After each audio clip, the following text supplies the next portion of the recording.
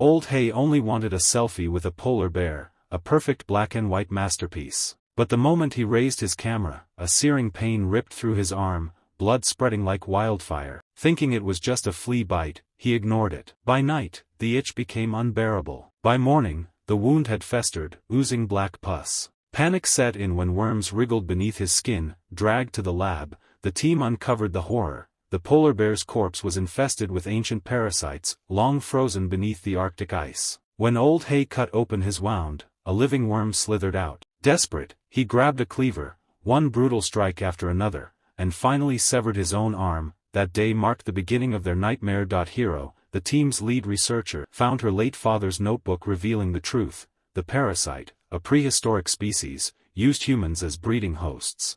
Males died after biting, females buried eggs deep in tissue. Once infected, death was inevitable. A day earlier, Hiro and her student crew had flown to a remote Arctic base to join her father's expedition. But when they arrived, the station was eerily empty, no signals, no people, just frozen silence. That night, a dying woman stumbled from the snow, spewing green fluid before collapsing. She was her father's assistant. Before death took her, she tried to warn Hiro, but her final words were lost. Driven by dread, Hiro and Deshawn followed tracks 30 kilometers into the tundra. They found 2 tents, a corpse with a bullet wound, and a fresh grave. Inside lay the frozen body of a woolly mammoth, alive with crawling parasites. Realizing the danger, the two fled back to base. When they inspected the assistant's corpse, its eyelids writhed. Something moved underneath. Minutes later, the body burst open, spilling thousands of those same worms. As panic consumed them, Wanmao destroyed the radio, insisting rescue was already coming. But his trembling hands told the truth. He was infected. When Hiro demanded inspection, he fled into the snow,